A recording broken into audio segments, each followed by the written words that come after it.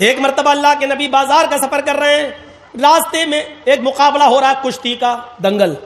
ہم لوگوں کے یہاں پر بھی ہوتے ہیں نا دنگل، کشتی لڑی جاتی ہے، دنگل ہو رہا ہے. دنگل کا بڑا شوق تھا اس زمانے میں، دیکھنے لگے دنگل. اس میں ایک پہلوان تھا جس کا نام تھا رکانہ، اس کو کوئی نہیں ہرا پاتا تھا. جیسے آج کل بھی بہت بڑے بڑے وہ پیدا ہو گئے نا، وہ خلی ولی کا تو ہم نہیں جانتے، ان سے بھی بڑے بڑے پڑے ہوئے ہیں، گھوسے اسے مکے اکے مارتے. تو اس زمانے میں ایک بہت بڑا پہلوان تھا جس کا نام تھا رکانہ، وہ ہارتا ہی نہیں تھا کبھی. تو اس کا مقابلہ چل رہا تھا اور وہ سب کو اٹھا اٹھا کے پٹکتا جا رہا تھا. اللہ کے نبی ایسی دیکھنے کے لیے کھڑے ہو گئے. اس نے جب دیکھا محمد ابن عبداللہ تو اس نے چیلنج کر دیا. اس نے ایسی کہا ہے محمد ادھر آؤ، آؤ تم بھی آ جاؤ، تمہیں بڑا بھروسہ ہے نا تمہارے اللہ پر، تو آؤ نا لڑ لو. آپ نے کہا رکانہ میں لڑنے نہیں آیا، میں دیکھنے آیا ہوں کہ یہ دنگل کیا ہے. اس نے مسکراتے ہوئے سب لوگوں کے سامنے چیخ کر کہا، آئے محمد اگر تم مجھے اٹھا کر پٹک دو، اگر تم مجھے ہرا دو تو میں اسلام قبول کر لوں گا. جب کہا کہ آ جاؤ لڑ لو تو آپ نے کہا نہیں میں لڑنے نہیں آیا. جب یہ کہا کہ اگر تم مجھے شکست دے دو گے، مجھے ہرا دو گے تو میں اسلام قبول کر لوں گا، تو آپ چلے گئے. اسلام کا معاملہ آیا تو آپ چلے گئے. چلو تیرے جیسے پہلوان کی ضرورت بھی ہے دین کو. آپ آگے بڑھ گئے. یہ کتنی بڑی بہادری تھی. اور کوئی مولانا جرجیز کے سامنے کھڑے ہو کے کہہ دے کہ تم خلی کے مقابلے میں آ جاؤ تو میں تو جاؤں گا ہی نہیں. کوئی ہے، کوئی مقابلہ ہے؟ اللہ کے رسول چلے گئے، ہاتھ ملایا، شروع ہو گیا معاملہ. دیکھو رکانہ اپنی بات سے پلٹنا نہیں. ارے زبان ہوتی ہے مرد کی، دے دی دے دی. وہ سوچ رہا تھا کہ یہ تو تبلا پتلا آدمی ایک جھٹکے میں گرا دوں گا. اس کو کیا معلوم کہ جہاں یہ جاتا ہے رب کی رحمت بھی اس کے ساتھ جاتی ہے، رب کی مدد بھی اس کے ساتھ جاتی ہے. آپ نے ہاتھ ملایا اور کشتی شروع. آپ نے دعا پڑھی، بسم اللہ توکلت علی اللہ ربی و ربک اللہ. زاد المعاد میں پڑھی، علامہ ابن قیم نے یہی نقل کیا. یہ دعا ہے. شروع کرتا ہوں اللہ کے نام سے اور اسی پر مجھے بھروسہ ہے. ربی و ربک اللہ، جو میرا اور تیرا دونوں کا رب ہے. یہ کہہ کر آپ نے کشتی شروع کر دی اور آنن فانن میں یک بیگ آپ نے اس کو ایسا پچھاڑا کہ وہ چاروں خانے چت پڑا ہے. دنگ رہ گئے لوگ ہیں، پتلا دبلا انسان اتنے بڑے پہلوان کو. رکانہ اڑتا اور کہتا ہے میرے ساتھ چیٹنگ ہو گئی ہے. محمد نے ایسے موقع پر مجھے داؤں مارا جب میرا پیر پھسل گیا تھا. میں محمد کے داؤں سے نہیں گرا، اپنے پیر پھسلنے سے میں گر گیا.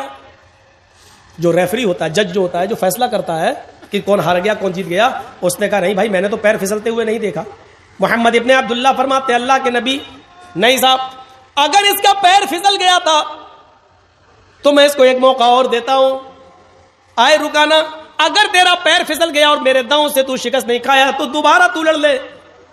بہادر ہو تو ایسا اتنے بڑے پہلوان سے کہہ رہا کہ تو دوبارہ لڑ لے. اس نے دوبارہ لڑنا شروع کیا اور آپ نے آنن فانن یکدم اس کو پھر شکست دے دی، اس کو گرا دیا. فیصلہ ہوتا ہے کہ محمد ابن عبداللہ جیت گئے.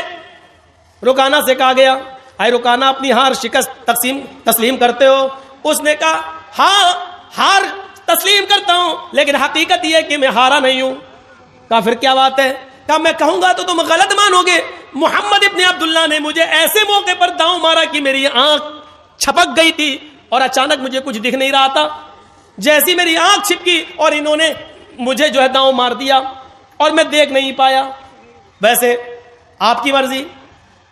جج نے کہا نہیں، یہ کشتی تو محمد ابن عبداللہ جیت گئے، لیکن اللہ کے نبی صلی اللہ علیہ وسلم نے فرمایا اے رکانہ اگر تیری آنکھ چھپک گئی تھی اور میرا داؤں اس وقت تیرے اوپر چلا تو ٹھیک ہے، اس کشتی کو بھی ریجیکٹ کر دیتے ہیں، تو تیسری بار لڑ لے. تیسری بار بھی ہم کشتی لڑ لیتے ہیں، لیکن یہ ہماری اور تمہارے درمیان آخری ہوگی. اس کے بعد آنکھ تمہاری چھپکے یا میری، پیر تمہارا پھسلے یا میرا، اس کو آخری مانا جائے گا اور یہی ہار جیت کا فیصلہ ہوگا. کہا ٹھیک ہے. تیسری بار بھی کشتی ہوئی اور آنن فانن اللہ کے نبی نے زیادہ وقت نہیں لگایا اور رکانہ کو اٹھا کر پٹک دیا. رکانہ بھرے عام مجمع میں تسلیم کرتا اب میں ہار گیا ہوں. ایوارڈ کے مستحق محمد ابن عبداللہ ہیں. ایوارڈ لایا جا رہا ہے. اس زمانے میں جو ٹرافی دی جاتی والے کو چیمپئن کی, ڈسٹرکٹ چیمپئن کی وہ ٹرافی بڑی اہمیت رکھتی تھی, وہ ٹرافی محمد ابن عبداللہ کو دی جا رہی ہے, لیجئے. اللہ کے نبی فرماتے ہیں, اے رکانہ, تم نے لوگوں کے درمیان یہ وعدہ کیا تھا کہ اگر تم مجھے اٹھا کر پٹک دو گے تو میں اسلام قبول کر لوں گا, مجھے اس ٹرافی کی ضرورت نہیں ہے. بھرے مجمع میں تم کلمہ پڑھو, اشہد ان لا الہ الا اللہ و اشہد ان محمدن عبدہ و رسولہ. اے رکانہ, تمہارا کلمہ پڑھ لینا ہی میرے لیے سب سے بڑا ایوارڈ ہوگا.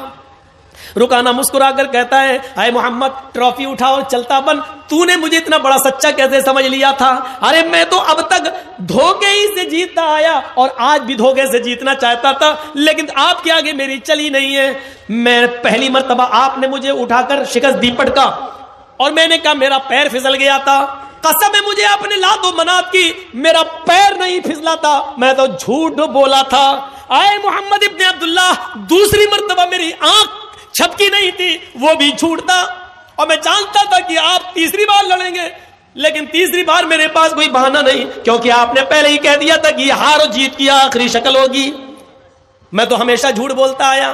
آئے محمد, ٹرافی لے اور چل, آج میری چیمپئن کا ایوارڈ تو نے لے لیا ہے, لے جاؤ, اگلی سال پھر دیکھیں گے.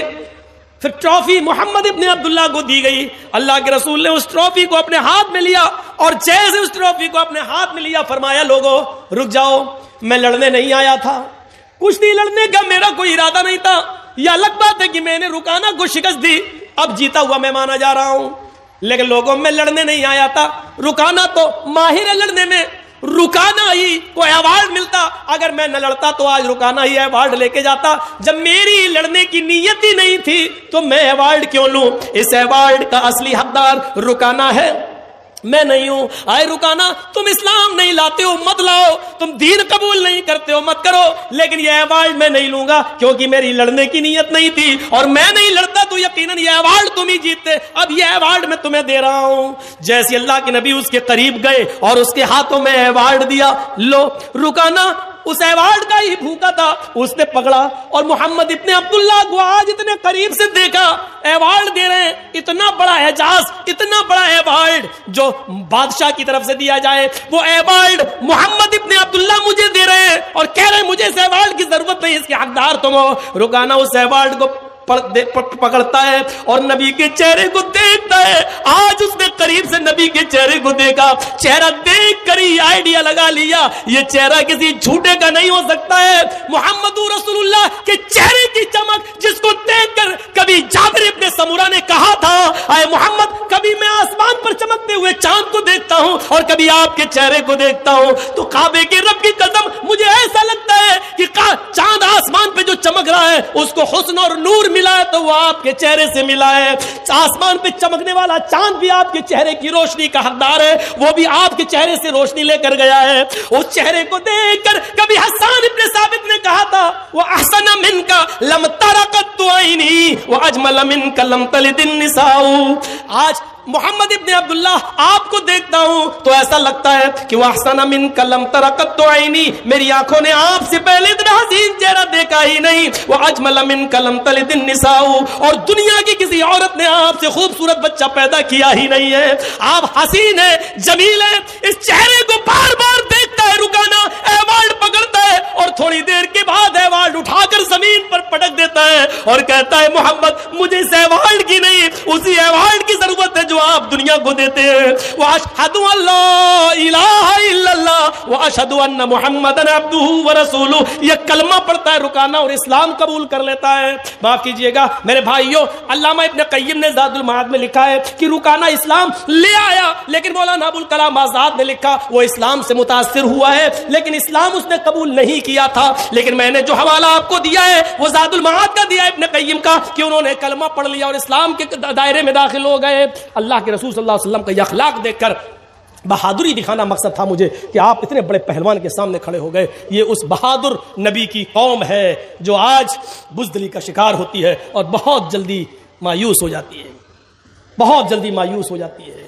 لیکن دیکھیے میرے بھائیوں اور غور کرو, بہادر نبی کون ہوں گے؟ بہادر. اللہ کے نبی صلی اللہ علیہ وسلم اتنے بہادر کہ جب اکیلے تھے اور لوگ ابو طالب کے پاس آئے, کہنے لگے ابو طالب پانی حد سے آگے چڑھ گیا ہے, آپ کا بھتیجا ہمارے معبودوں کو بہت برا بھلا کہتا ہے، اب آپ اپنے بھتیجے کو میرے حوالے کیجیے، ہم اس کو ماریں گے، ہم اس کو قتل کریں گے۔ آپ کی بات سمجھ میں نہیں آ رہی اس کی، ہم لوگ سمجھا رہے ہیں پھر بھی نہیں مان رہا ہے محمد، کہو صلی اللہ علیہ وسلم۔ آپ کی بھی بات نہیں مان رہا، ہماری بھی بات نہیں مان رہا ہے، اب جہاں ملے گا ہم اس کو ماریں گے، نہیں تو ایک موقع اور دے رہا ہوں اس کو سمجھا لو۔ ابو طالب نے اپنے بھتیجے محمد ابن عبداللہ کو بلایا اور کہا کہ بیٹے تمہارے باپ نہیں ہے، میں نے تمہیں بیٹے کی طرح پالا ہے، اپنے چچا پر اتنا بوجھ نہ ڈالو کہ وہ اٹھا نہ سکے۔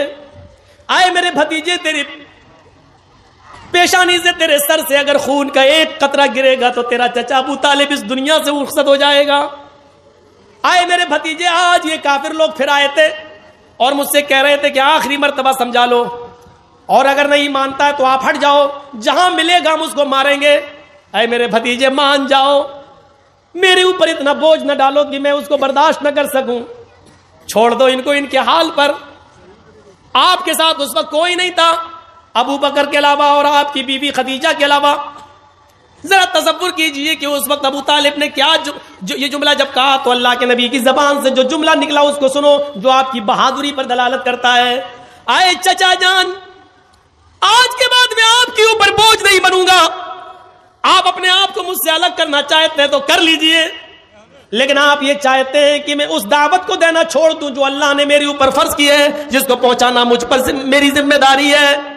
رہی ان کی بات، یہ کہتے ہیں کہ جہاں ملے گا تو ماریں گے، تو سنیے میرے چچا جان، اس ذات کی قسم جس کے قبضے میں میری جان ہے، یہ کافرین مکہ 9 کروڑ 30 لاکھ میل کی بلندی پر جائیں اور سورج کو توڑ کر لائیں اور میرے دائیں ہاتھ پر لا کر رکھ دیں، اور 2,40,000 میل کی اونچائی پر جائیں اور چاند کو توڑ کر لائیں اور میرے بائیں ہاتھ پر لا کر رکھ دیں، قسم اس ذات کی جس کے قبضے میں میری جان ہے، یہ کافروں کے لیے سورج کا اکھاڑ لانا اور چاند کا توڑ لانا آسان ہے، یہ ایسا کر سکتے ہیں، لیکن میرے لیے یہ آسان نہیں ہے کہ میں دین کی دعوت چھوڑ دوں، میں اس کے باوجود دعوت دیتا رہوں گا۔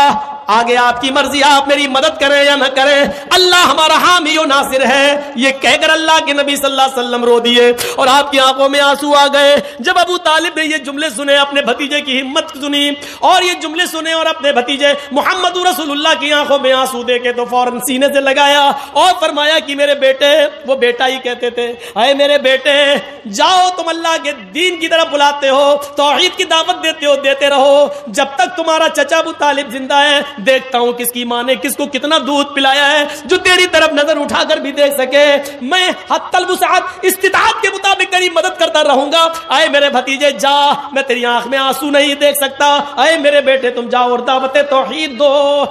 آپ کے یہ جملے، یہ سورج لے آئیں، چاند توڑ لائیں، دائیں بائیں ہاتھ پر رکھ دیں، پھر بھی میں نہیں مانوں گا، آپ کی بہادری کی طرف اشارہ کرتا ہے۔ یہ بہادری تھی، پراکرمی، وہ بڑا بہادر ہوگا۔